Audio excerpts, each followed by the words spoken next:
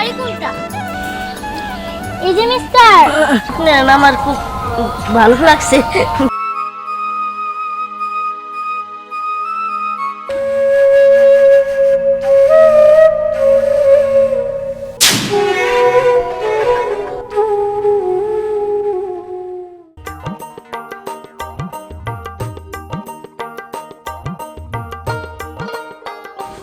Wow, চারপাশটা কত সুন্দর।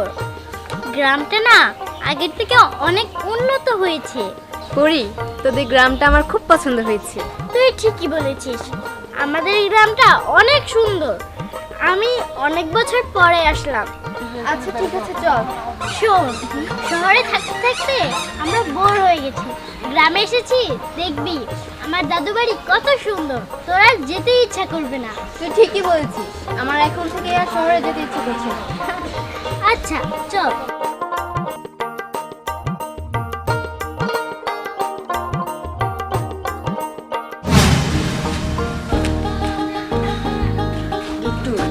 কি এই খেতে খামারে কাজ করতে আর ভালো লাগে না।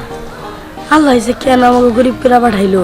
দোস্তরে শুন, হালে তো আমগো 2 মুঠা ডাল ভাত খাওয়ার যোগ্যতা দিছে, কিন্তু অনেক মানুষ আছে যারা ভালো করে খাইতে পারে না, অনেক কিছু করতে পারে না, তাও আল্লাহ আমগো অনেক সুস্থভাবে রাখছে। হ্যাঁ, তুই ওই দিকটা ঠিকই কইছ। আল্লাহ তো তাও আমাকে 2টা হাত পাও ঠিক রাখছে। হ্যাঁ চল, আবার খেতে কাজ করতে হবো। হ্যাঁ, তাড়াতাড়ি চল। চল। আচ্ছা ভাইয়া, এখানে ফণি চৌধুরীর বাড়ি কোনটা? এই যে মিস্টার, কিছু জিজ্ঞাসা করছি, উত্তর দিন। আচ্ছা, ফোনে চৌধুরী আপনার কি হয়?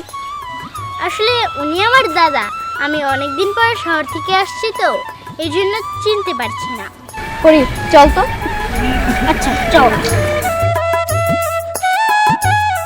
দোস্ত, মায়েরটা কিন্তু পুরাই আগুন। হ্যাঁ, গোলাপি টেস্টটা মিলছে না, একেবারে আগুন। ওই গোলাপি কালার না, বেগুনি কালারটা।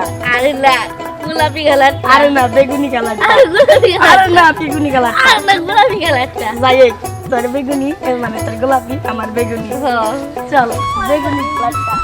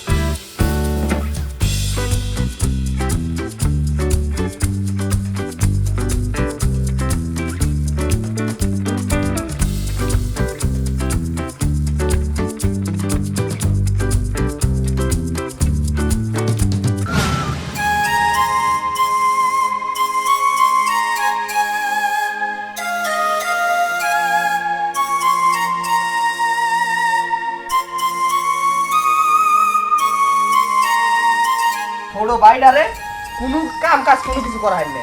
ব্যাগ কাম কাজ খালি আমারই করন লাগে। কইলাম যে খেতের আইডা কোবাই থেগা না, তা যা গেলই নে, তা তুই আমার যা কোবাই থেন লাগলো। ওরে কোন কইছিস যে খেতের আইডা কাইডা তুই আমার খেতের আর কারণ লাগলো বিছরে। হ্যাঁ, আর তুই এনে বইবে আসতাছা আর চিন্তা করতাছা না কি ভাবছ তুই, কি ভাবছ? আরে না ভাই, কিছুই নেই। ওই ক্ষেতের আল কেটে ঠিক গেছিলাম, কিন্তু কোদাল নিবার ভুলে গেছিলাম গা, সেজন্য তো আবার বাইতে আইছি। তুই বাইতে আসিস কোদালের নিগে? হ্যাঁ, আর তুই এনে বইবে দাঁত কেলায় আসতাছা।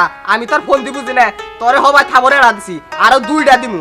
হ্যাঁ, তুমি তো খালি মার ভাই, মা বাপ নাই, এই সুযোগে তুমি আমার মাইরাই যাবা। তুই তো এই কথাটাই কুমার পারস, আর কোনো কথা তো কুমার পারস না। যা তুই যা, আত্মুখ দিয়ে এক লগে দুজনে খাম। যা তুমি খাও, আমি একটা ডুব দিয়ে আইনি। যা যা। কি যে করি, বাপ মা মরা, এই বাইডারে নিয়ে কোনো কিছুতেই পারি না। কি যে একটা ঝামেলায় পড়ছি।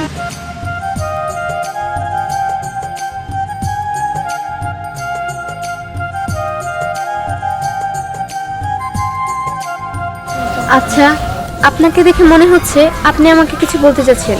আপনি কি আমাকে কিছু বলবেন? মানে কি করছেন বলুন। আসলে আমি আপনার একটা কথা কইতে চাই। আপনি তো কিছু মনে করবেন না? না, কিছু মনে করবো না, বলুন। না, আমার খুব ভালো লাগছে। সত্যি কথা বলতে আমারও আপনাকে খুব পছন্দ হয়েছে। কি আপনি সত্যি কইতাছেন?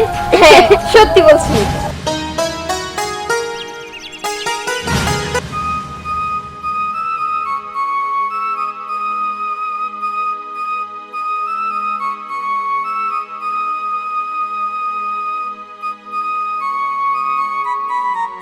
ও তোমরা এখানে এই কাজ করতেছ, কাকারে যাও তো এই খবরটা দিতে।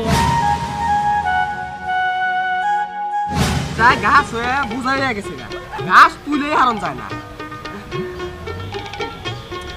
বেলাও তো অনেক হয়ে গেছে গা, এখন তুই বাইরে আইলো না।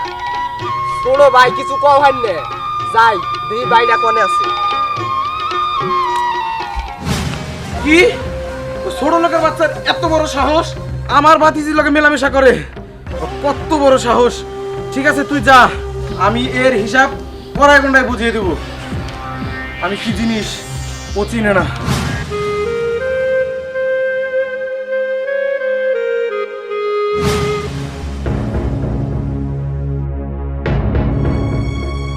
চাষার বাচ্চা চাষা, ছোট লোকের ঘরের ছোট লোক, তোর কত বড় কলিজা!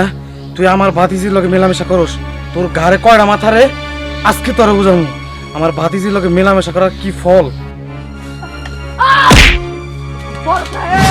আমার ছোট ভাইটারে মাফ করে দেন, ও কোনো কিছু বুঝতে পারে নাই। শোন, তোর ছোট ভাই যে দুঃসাহসে পরিচয় দিছে, তোর ছোট ভাইয়ের কোনো ক্ষমা হইতে পারে না।